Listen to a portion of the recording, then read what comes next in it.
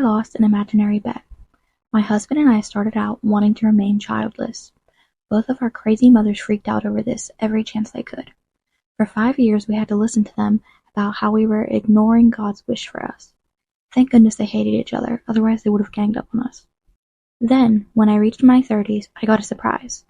We decided to keep the baby, but our moms didn't seem all that interested. In fact, when the baby came, neither of them rushed to the hospital. My mom never did show up, and my mother-in-law came wandering in that evening. I had the baby at about 1 a.m. My sister, on the other hand, had gone to the hospital as soon as she could and stayed with me all day. My sister and I had both walked back down to the room housing the viewing window. She wanted to see her nephew again before she had to go home.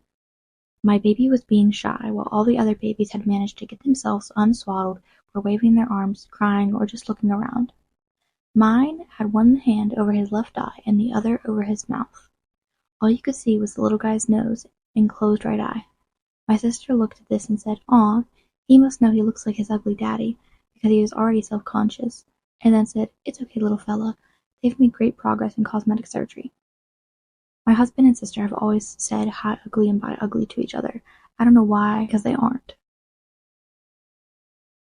About this time, my mother-in-law and sister-in-law came strolling in, talking to each other and ignoring everyone else.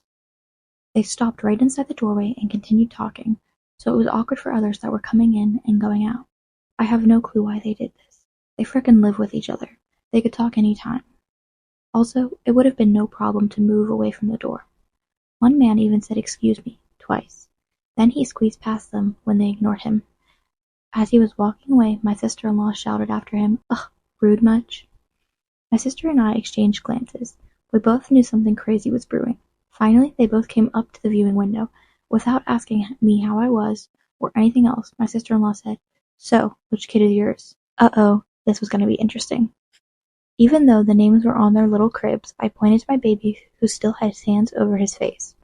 I waited for them to complain that they couldn't see him. Instead, my sister-in-law turned to my mother-in-law and said, "You were right, he looks nothing like my brother." My mother-in-law replied, "I knew he wouldn't." My sister and I stood there in stunned silence. Then the idiocy of the whole situation hit us both at the same time, and we started laughing. These two were famous for loudly doubting the paternity of all babies born to everyone they knew. I mean everyone. My sister held out her hand and said to me, "Pay up."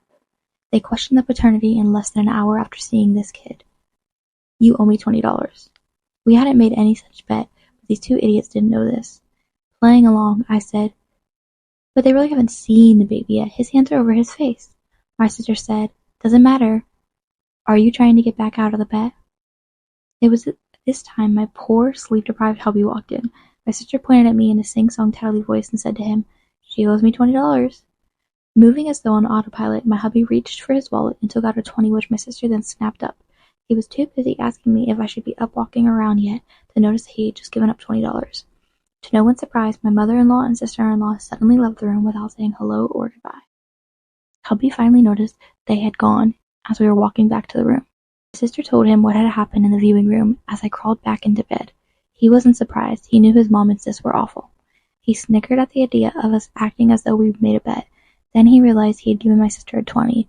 He said, "Hey, I'm going to need that 20 back." My sister looked at him in a puzzled way. "What 20?" she said. Then, not waiting for an answer, she announced that she needed to go or she'd be late for work and left. It was Friday evening, and she was a public school teacher. That baby will be 40 years old this year. Occasionally my hubby will still ask for a 20 back, but my sister always acts like she didn't know what he was talking about. Don't worry, she would give that back and more if we were ever down on our luck.